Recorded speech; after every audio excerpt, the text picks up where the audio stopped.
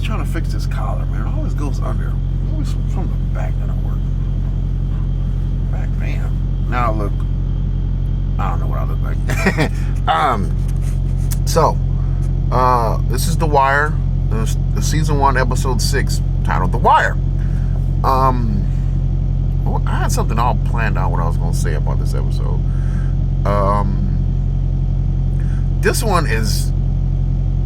I'm happy that this episode.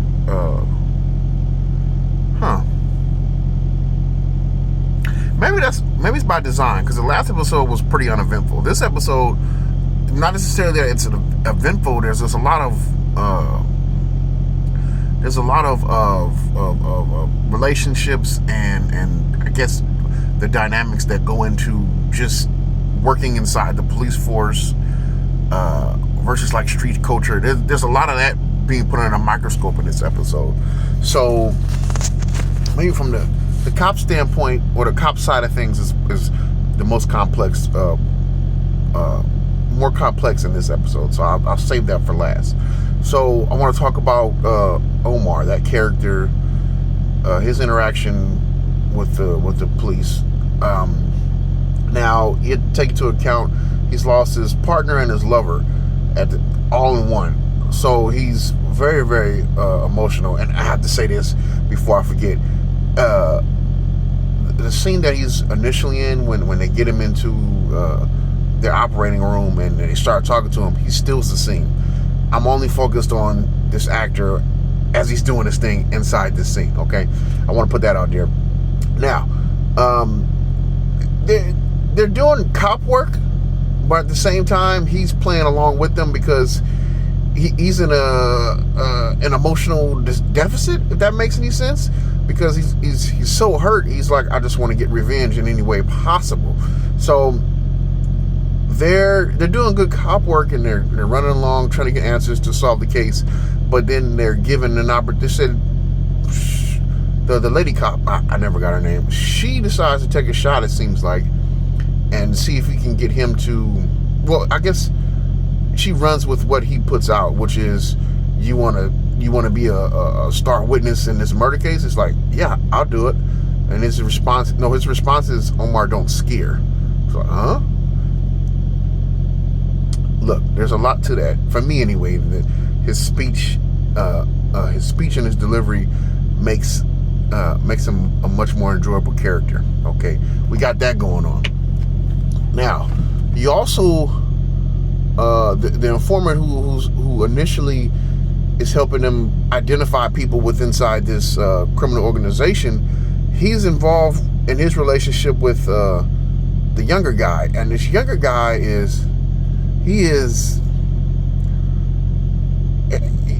basically literally beat down by his own actions, and he's continuing to go back to it. He winds up getting arrested with a large quantity of narcotics on him. So you got that, right? And you know, we're left looking at the guy who's initially identifying people. He's basically just rolling with the punches at this point. I mean, he's such a good actor as well. It's interesting to see. It's interesting to see their perspective and the way they're handling their own lives. You know, if that means anything. You also, in this episode, I guess I just get to the hustler side. Now, you take a look at young Creed. Now, his character is tasked with showing the emotional toll that can be taken on an individual involved in such a violent way of living.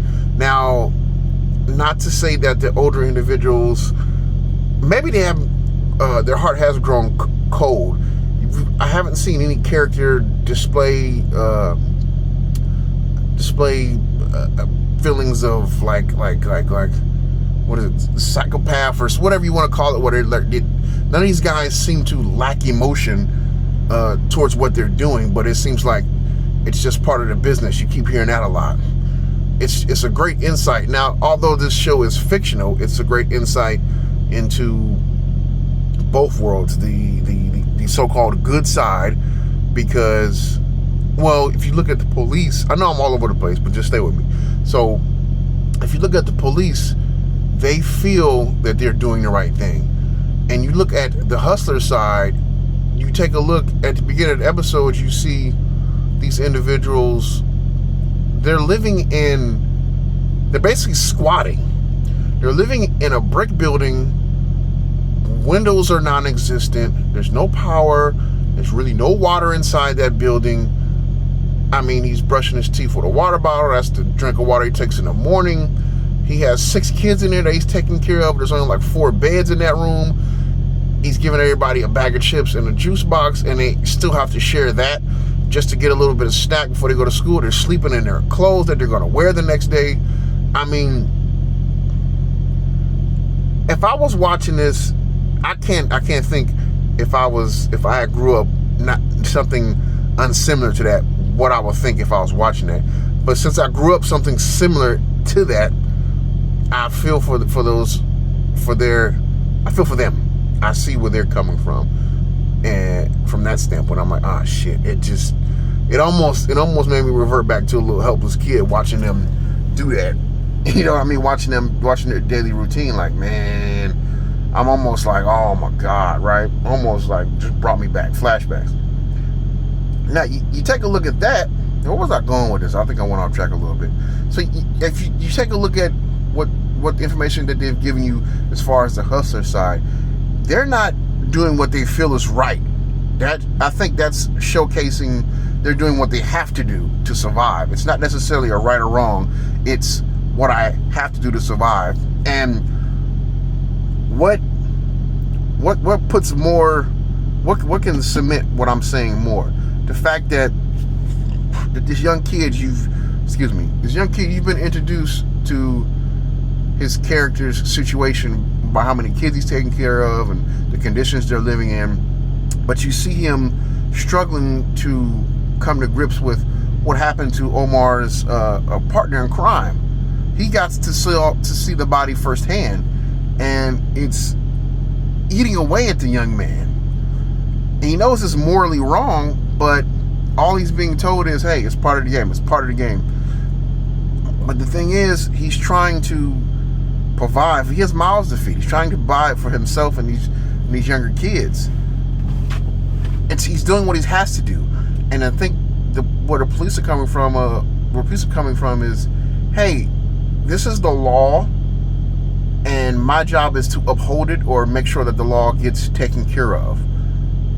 So they have a privilege. These officers have a privilege.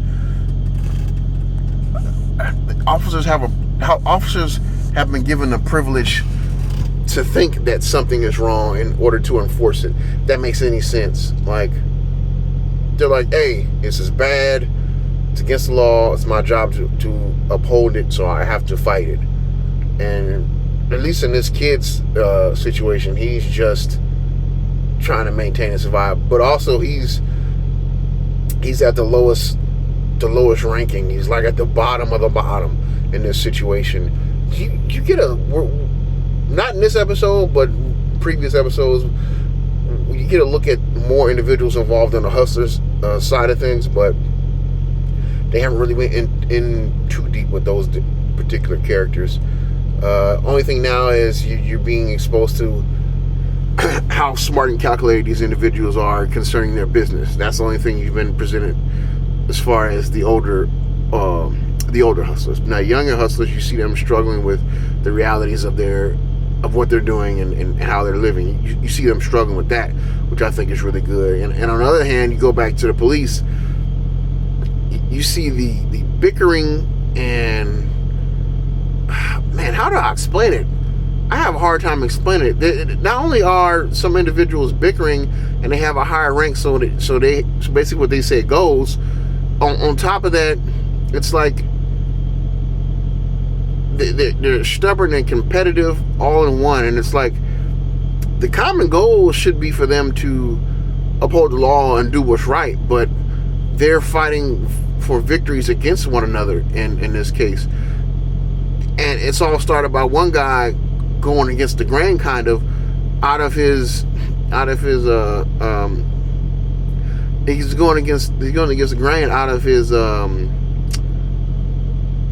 job title, because his job title is to take care of murders, but he's made an issue trying to start this drug investigation, which seems like it's good police work, but it's not his job to do that. And you know, his boss is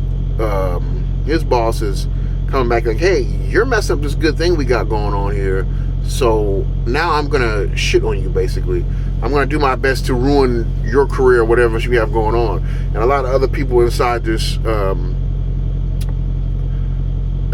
particular office or precinct, whatever they call it, are afraid of him, really. And it's like, oh man, you see that dynamic going too. And you also see, you know, their personal life is overflowing into their job, of course. I mean, it's a 24/7 job. And you know, I've got kids and a wife and people, I've got loved ones, and I've got this and I've got that. It's all boiling over now. You're seeing all these roadblocks that are created by just trying to be normal and live the American dream, I guess. And maybe I'm getting long-winded, but this was a great episode. I can say that much.